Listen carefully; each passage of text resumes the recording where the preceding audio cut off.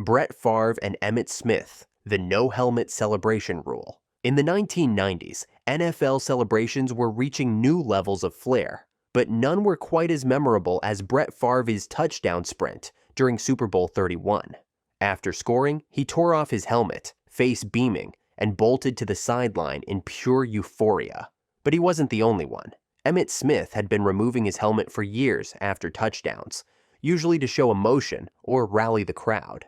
The league wasn't thrilled. By 1997, the NFL instituted a strict rule banning helmet removal on the field, especially during celebrations. It was about keeping the game professional and safe. Deacon Jones, the head slap ban.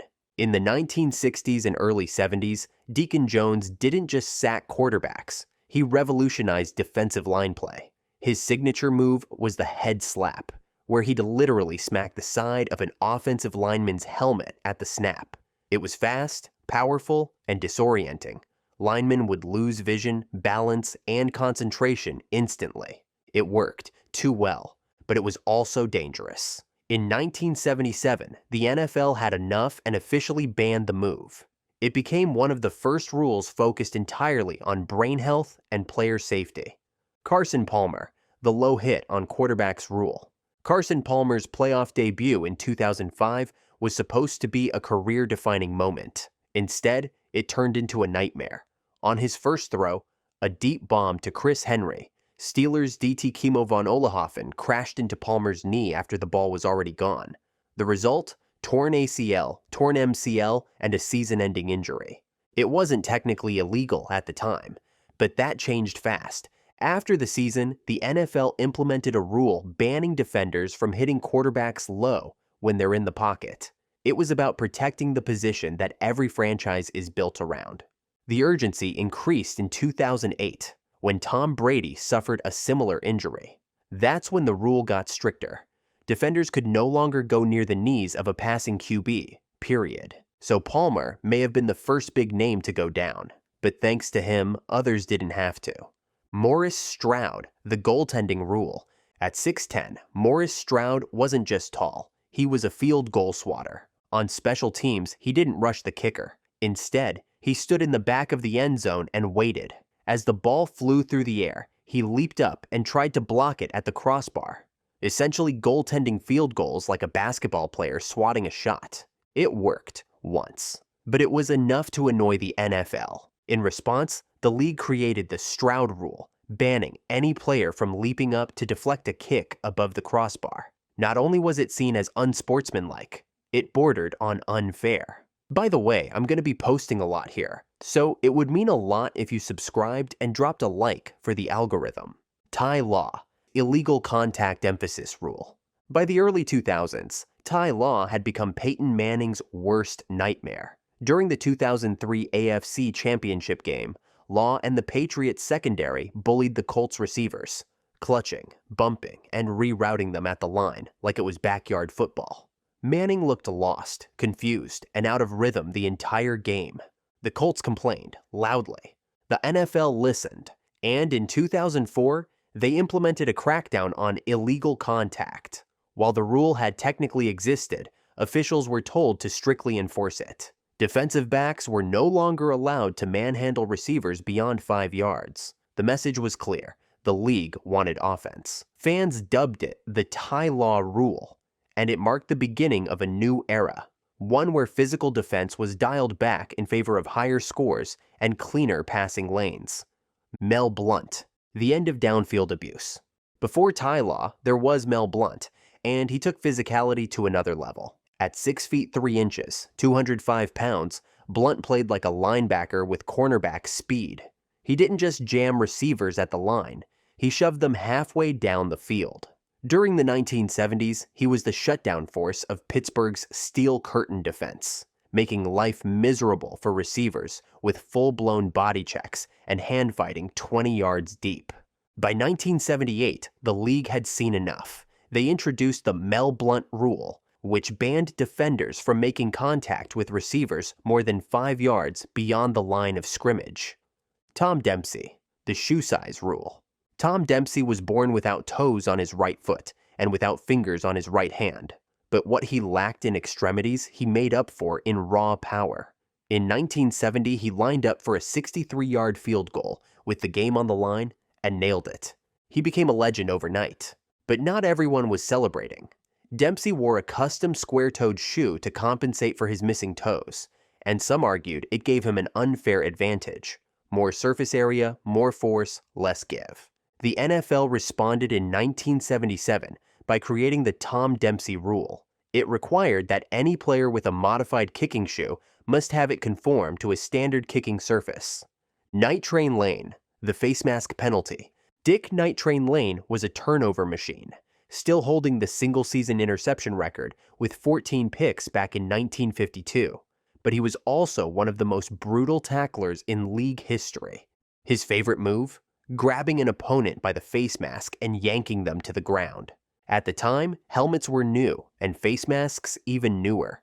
The league had yet to figure out how to protect players from each other's grips. But Night Train pushed the boundary, and the NFL was forced to act. In the late 1950s, the league introduced the face mask penalty. What started as a safety measure has become one of the most recognizable flags in football. But if your helmet's ever been jerked sideways, you know exactly who to blame, and thank, for that 15-yard flag. Roy Williams, the horse collar ban. Roy Williams was a heat-seeking missile in the Cowboys' secondary. Known for his punishing hits and fearless play style, he terrorized ball carriers for years. But his signature move wasn't a bone-crushing hit. It was the horse collar tackle. The technique was simple but brutal. Grab the back of a player's shoulder pads from behind and yank them straight down. It was fast, effective, and devastating. After multiple high-profile injuries, including star receivers like Terrell Owens and quarterbacks like Donovan McNabb, the NFL had seen enough. In 2005, they implemented the horse collar rule, banning the tackle outright.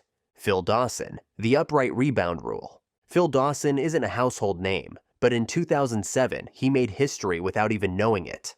During a wild game against the Ravens, Dawson drilled a kick that hit the upright, bounced off the crossbar, and somehow went through. Officials originally ruled it no good. Then, after a huddle, they reversed it. But confusion reigned. Why? Because back then, if a kick hit the goalpost and bounced around, it wasn't reviewable. The refs had to make a judgment call in real time. The NFL didn't like that.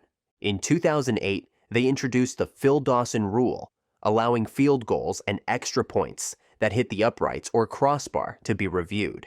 It was a small rule with a big impact, especially in close playoff games. R.C. Owens, the free agency precursor. R.C. Owens wasn't just a wide receiver, he was a pioneer. In the 1960s, NFL players had little control over their careers. Teams could keep renewing contracts indefinitely. There was no leverage, no freedom, no free agency. Owens challenged that. After his original deal expired, he refused to re-sign and eventually forced a move, becoming the first NFL player to successfully change teams under what became known as the one-year option rule. The rule limited teams to just one automatic contract renewal. It didn't create true free agency. That wouldn't come until 1993, but it cracked the door open. Owens' legacy isn't about stats. It's about a fight for player freedom. He laid the groundwork for modern contracts, big-name trades, and billion-dollar free agency frenzies. Keshan Johnson, the jersey number rebellion. Keshan Johnson was bold, brash, and never short on confidence. From his infamous "give me the damn ball" line to his on-field antics, he always did things his way, even when it came to jersey numbers. In 1996, when the Jets drafted him number 1 overall, Keshan wanted to wear number 19. There was just one problem. Wide receivers were restricted to numbers in the 80s. The league wouldn't let him wear a teen number. Johnson did it anyway and paid fines each week like parking tickets. Eventually, the NFL gave in. By 2004, they officially expanded jersey eligibility to include 10 to 19 for wide receivers. Keshan wasn't the only reason for the change. The pool of numbers in the 80s was shrinking due to retirements, but he was the face of the rebellion. Jerome Bettis, the coin toss confusion rule. It's not every day that a misunderstanding during a coin toss leads to an official NFL rule change, but when the bus is involved, things tend to make an impact. During a 1998 Thanksgiving Day game between the Pittsburgh Steelers and Detroit Lions, Jerome Bettis went out for the overtime coin toss and called tails while the coin was in the air. The problem? Referee Phil Luckett said that Bettis called heads first. This resulted in the Lions winning the toss. Following the incident, the NFL changed the rule to ensure that the call of heads or tails would be made before the coin was flipped, not while the coin was in the air. Joey Porter, sideline enforcement rule. During a 2016 wildcard game between the Bengals and Steelers, assistant coach Joey Porter was on the field during an injury timeout, but assistant coaches were not allowed on the field during an injury. He ended up arguing with a number of Bengals players, receiving a push from Bengals cornerback Adam Jones. The result? A 15-yard penalty against Cincinnati. The penalty set up the Steelers for a 35-yard field goal with seconds left that was the eventual game-winning kick. Porter was issued a reported $10,000 fine by the NFL for his actions on the field. The NFL instituted a rule that non-medical personnel aren't allowed on the field during injury timeouts. It's now known informally as the Joey Porter rule. Hines Ward, the blindside block ban. If you played defense in the 2000s, you always had to keep your head on a swivel, and that was mostly because of Hines Ward. Known for his bone-rattling crackback blocks, the most infamous came in 2008 when he delivered a devastating blindside hit on Bengals rookie Keith Rivers, breaking Rivers' jaw. The hit was legal at the time, but not for long. In 2009, the NFL adopted a rule banning blindside blocks delivered with the helmet, forearm, or shoulder to the head or neck area. Jimmy Graham, no more goalpost dunks. Dunking the ball over the goalpost was one of the coolest touchdown celebrations in the league. That is, until Jimmy Graham turned it into a problem. In 2013, Graham celebrated a touchdown by slamming the ball into the goalpost, so hard that he tilted it. That actually delayed the game because the crossbar was no longer level. The NFL had seen enough. They banned the practice entirely that year, ruling that using the ball as a prop, especially in a way that affects field equipment, would result in a penalty. The Jimmy Graham rule meant no more post-dunking. And yes, it killed the dream of tight ends thinking they were LeBron. Ricky Williams. Hair is part of the uniform rule. Ricky Williams was an elite running back, but what really stood out, literally, was his long, thick dreadlocks flowing out the back of his helmet. And in a league where players grab at whatever they can to make a tackle, defenders didn't hesitate to yank his hair. Williams didn't complain, but the NFL clarified the rules. Hair that extends from the helmet is considered part of the uniform, and it's fair game for tackling. That's right, if you grow it out, you better be ready for someone to snatch it. Greg Puit, the tearaway jersey ban. Greg Puit was slippery, not just because of his moves, but because of his gear. In the 1970s, the Browns' running back wore 100% cotton tearaway jerseys. Defenders would grab him and whoosh, the jersey would rip clean off, leaving Pruitt sprinting free downfield. This wasn't a one-time thing, so the league stepped in and made it clear in 1979, no more tearaway jerseys. All uniforms had to meet new durability standards. Lester Hayes, the Stickum ban.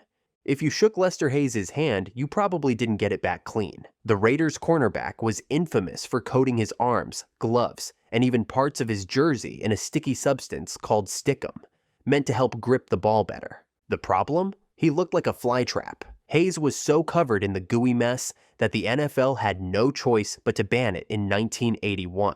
The result was the so-called Lester Hayes rule, outlawing Stickum and other adhesives. Bronco Nagurski, the forward pass rule. Back in 1932, the NFL was still figuring itself out, and so were its rules. In that year's playoff game, Bears fullback Bronco Nagurski faked a run and then lobbed a pass to Red Grange for a touchdown. But here's the catch. Under the rules at the time, quarterbacks had to be 5 yards behind the line of scrimmage to throw. The opposing coach objected, but the refs let the play stand. Afterward, the NFL realized how arbitrary that 5-yard rule was. So in 1933, they changed it. allowing a forward pass from anywhere behind the line of scrimmage. Ken Stabler, the Holy Roller Rule. The Holy Roller was less of a play and more of a legal heist. In 1978, Raiders quarterback Ken Stabler fumbled the ball forward while being sacked. Two teammates batted it forward, and Dave Casper fell on it in the end zone for a win. It looked suspicious, and it was. So the NFL instituted a rule that only the player who fumbled the ball could recover or advance it on 4th down or in the final 2 minutes. If you enjoyed this, I'm going to be posting a lot here, so it would mean a lot if you subscribed. Thanks for watching.